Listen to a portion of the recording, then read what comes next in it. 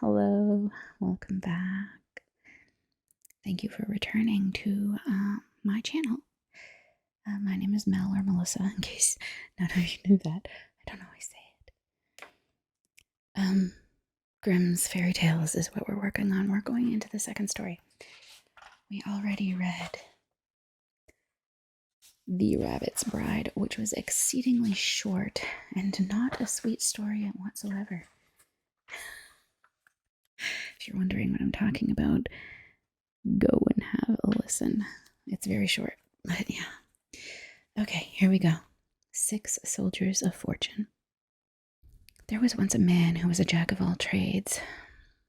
He had served in the war and had been brave and bold. But at the end of it, he was sent about his business with 3 farthings and his discharge. I am not going to stand this, said he. Wait till I find the right man to help me, and the king shall give me all the treasures of his kingdom before he has done with me. Then, full of wrath, he went into the forest, and he saw one standing there by 6 trees, which he had rooted up as if they had been stalks of corn. And he said to him, Will you be my man and come along with me? All right, answered he. I might just take this bit of wood home to my father and mother.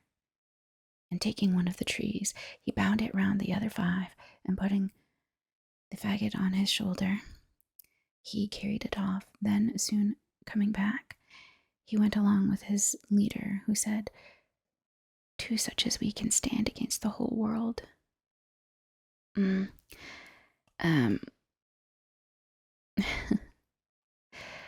Yeah, the faggot word is not a slur in this case. It was actually, well, I mean, some people will know that it's used for cigarette in other countries, but it's also used for other things, mainly like a piece of wood.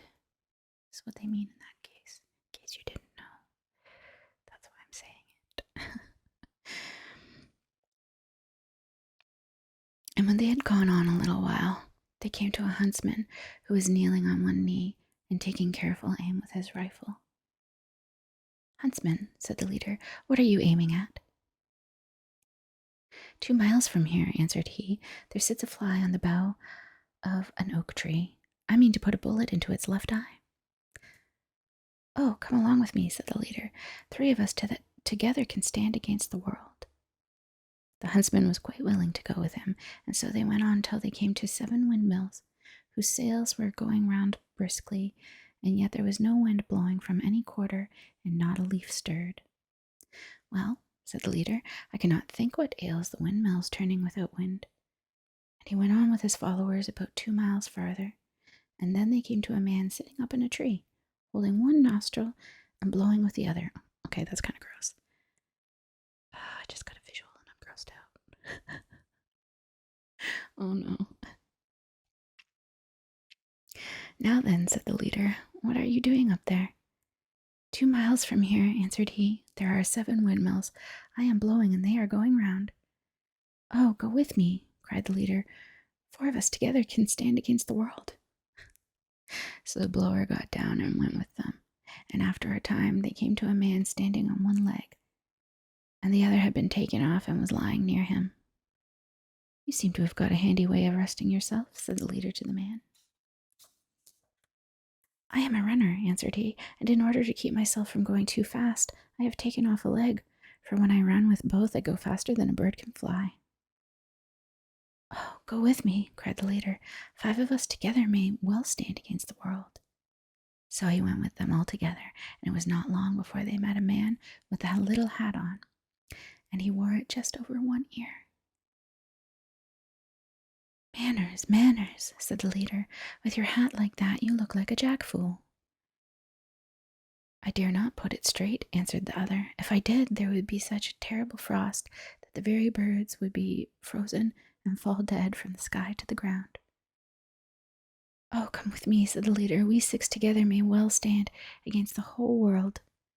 So the 6 went on until they came to a town where the king had caused it to be made known that whoever would run a race with his daughter and win it might become her husband, but that whoever lost must lose his head into the bargain. And the leader came forward and said one of his men should run for him. Then, said the king, his life too must be put in pledge, and if he fails, his head and yours too must fall. When this was quite settled and agreed upon, the leader called the runner and strapped his second leg onto him.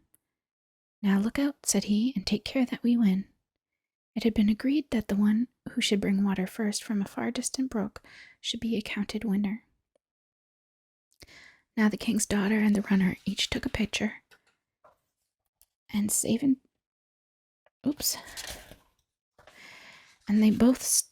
started both at the same time. But in one moment, when the king's daughter had gone but a very little way, the runner was out of sight, for his running was as if the wind rushed by.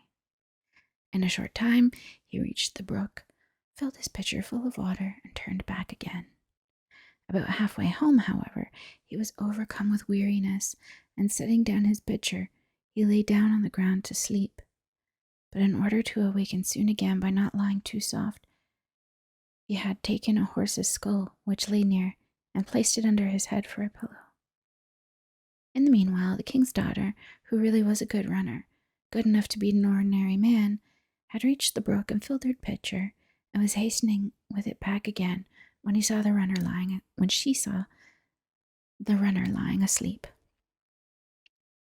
"The day is mine," said she with much joy, and she emptied his pitcher and hastened on. And now all had been lost but for the huntsman, who was standing on the castle wall, and with his keen eyes saw all that happened. "We must not be outdone by the king's daughter," said he, and he loaded his rifle and took so good an aim that he shot the horse's skull from under the runner's head without doing him any harm. And the runner awoke and jumped up and saw his pitcher standing empty and the king's daughter far on her way home.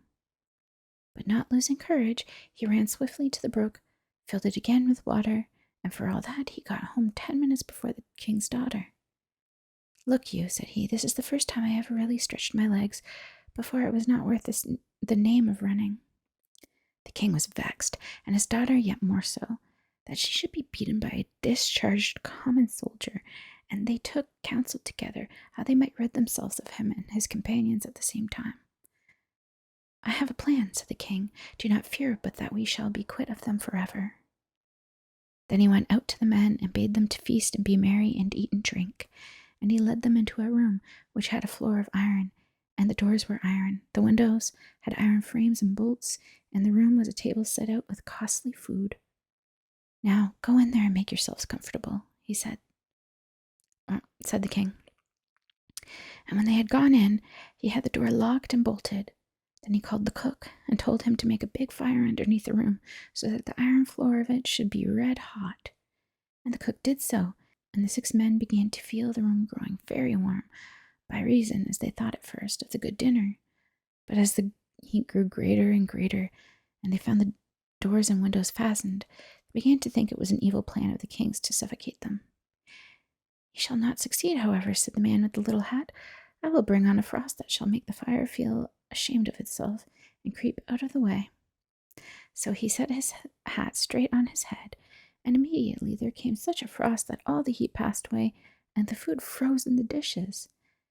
After an hour or two had passed, and the king thought they must have all perished in the heat, he caused the door to be opened and went himself to see how they fared. And when the door flew back, there they were all 6, quite safe and sound, and they said they were quite ready to come out so that they might warm themselves, for the great cold of that room had caused the food to freeze in the dishes. Full of wrath, the king went to the cook and scolded him, and asked why he had not done as he was ordered. "It is hot enough there, you may see for yourself," answered the cook. And the king looked and saw an immense fire burning underneath the room of iron, and he began to think that the 6 men were not to be got rid of in that way. And he thought of a new plan by which it might be managed. So he sent for the leader and said to him, "If you will give up your right to my daughter and take gold instead, you may have as much as you like." "Certainly, my lord king," answered the man. "Let me have as much gold as my servant can carry, and I give up all claim to your daughter." And the king agreed that he should come again in a fortnight to fetch the gold. The man then called together all the tailors in the kingdom and set them to work to make a sack, and it took them a fortnight. And when it was ready, the strong man who had been found rooting up trees, took it on his shoulder and went to the king. "Who is this immense fellow carrying on his shoulder a bundle of stuff as big as a house?" cried the king, terrified to think how much gold he would carry off. And a ton of gold was dragged in by 16 strong men, but he put it all into the sack with one hand, saying, "Why don't you bring some more? This hardly covers the bottom." So the king bade them fetch by degrees the whole of his treasure, and even then the sack was not half full. "Bring more," cried the man.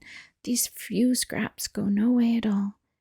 Then at last 7,000 wagons, laden with gold, collected through the whole kingdom, were driven up, and he threw them in his sack, oxen and all. "I will not look too closely," said he, "but take what I can get, so long as the sack is full." And when all was put in there, was still plenty of room. "I must make an end of this," he said. "If it is not full, it is so much the easier to tie up." And he hoisted it on his back and went off with his comrades. When the king saw all the wealth of his realm carried off by a single man, he was full of wrath, and he bade his cavalry mount and follow after the 6 men, and take the sack away from the strong man. 2 regiments were soon up to them, and called them to consider themselves prisoners, and to deliver up the sack, or be cut in pieces. "Prisoners, say you?" said the man who could blow. "Suppose you first have a little dance together in the air." And holding one nostril and blowing through the other, he sent the regiments flying head over heels, over the hills and far away. But a sergeant who had 9 wounds and was a brave fellow begged not to be put to so much shame. And the blower let him down easily, so that he came to no harm. And he bade him go to the king and tell him that whatever regiments he liked to send, more should be blown away just the same.